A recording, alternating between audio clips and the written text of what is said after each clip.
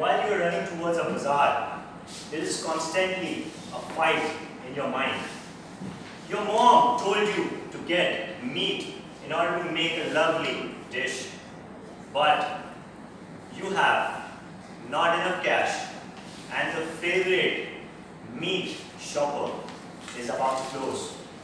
You went to the shop and he said that, yes, I have that meat. You buy that meat and you went straight to your house.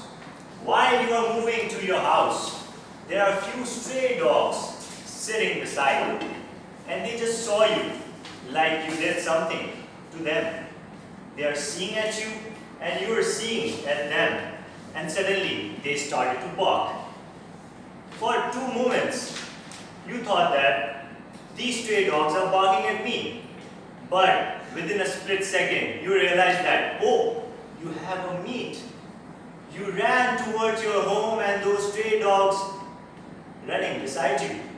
There is a speed going on between those stray dogs and you. And within a split second, your heartbeat gets pumped up. And you try your understanding towards that meat was frenzy.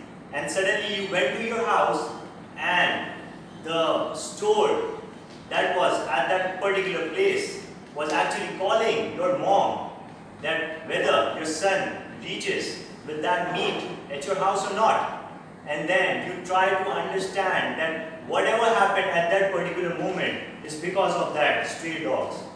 And the evaluated and the pumped up heart rate of yours is still getting pumped up. But those stray dogs somewhat left behind on the streets.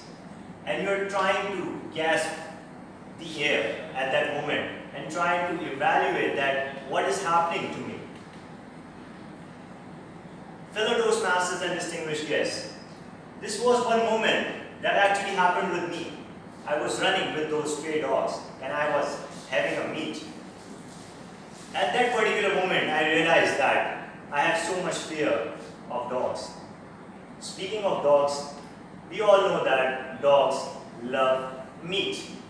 So they love me as well. So that is why they are running beside me. But in fact, they want to have some food from that meat. But at that particular moment, I realized that there is something within me as well, which I call as fear. So today, the topic of my presentation is actually controlling your fear. So controlling your fear is actually limited to the public speaking audience, obviously, not running beside or behind stray dogs. So let's move on. First of all, let me help you understand why fear is so much important in our lives.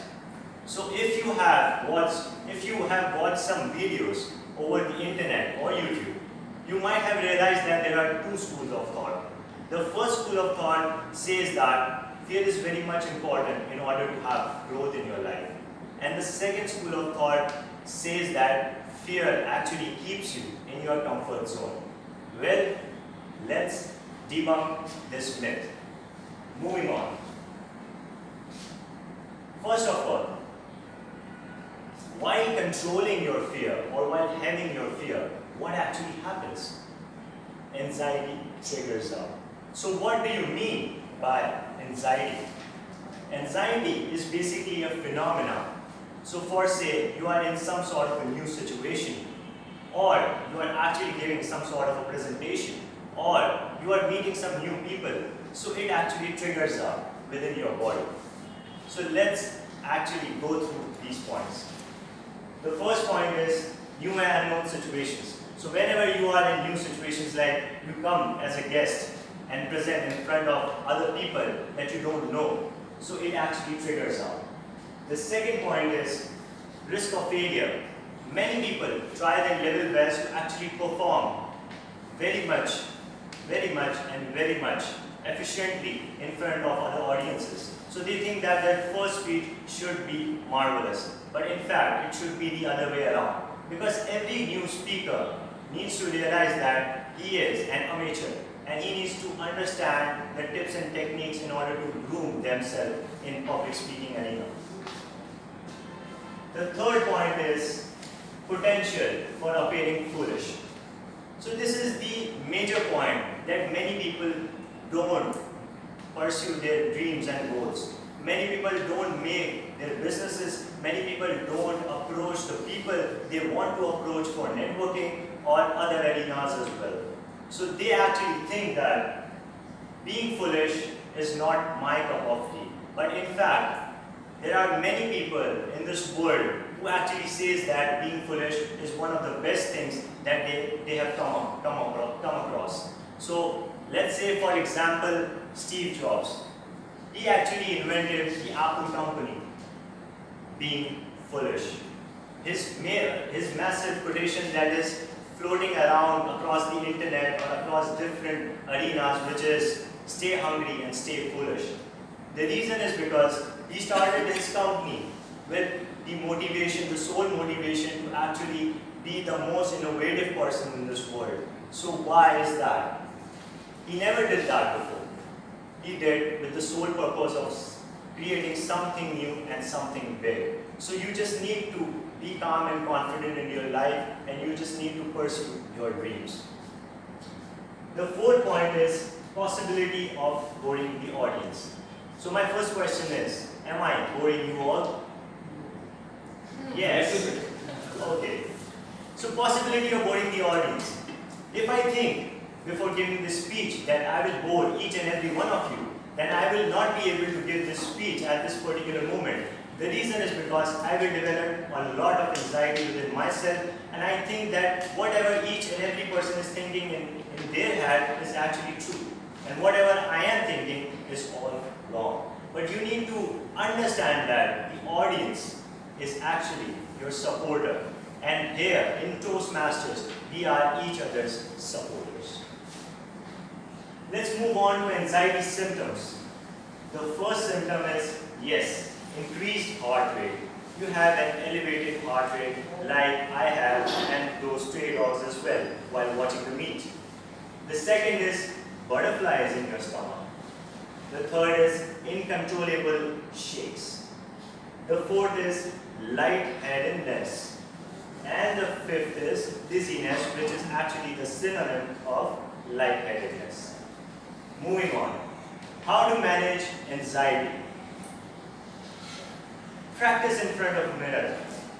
Many public speakers, many Toastmasters, and many motivational speakers say that if you want to enhance your public speaking and leadership skills, and if you want to practice your vocal variety, your body postures, and your eye contacts, you need to practice in front of mirror.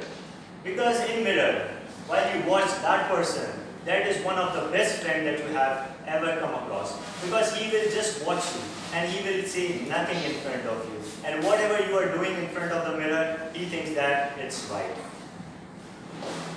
The second point is rehearse in front of family and friends.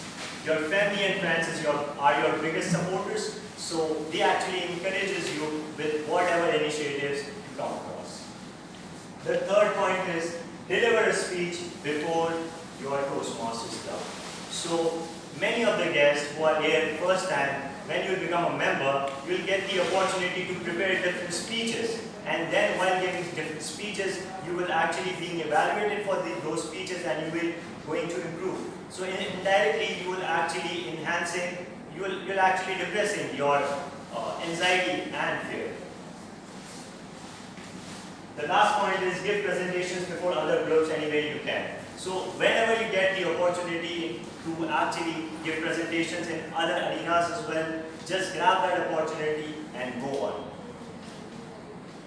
Visualization. Use your thoughts processes to achieve positive results. So whatever you visualize, you actually achieve. And this is one of the major things that is actually being floated around within the internet as well. And it is actually effective as well. So if you visualize that you will start a new company within 2 years and you keep on visualizing and working across it, then hopefully you will, within the 3rd year, will start your own company as well. So there are some relaxation techniques as well. Do some isometric exercises like stretching, breathing techniques, deep breathe in and deep breathe out. In the end, I just wanted to conclude that it's normal to feel nervous. Your audience won't notice anything, and use methods to exhibit confidence. Thank you very much. Over to you.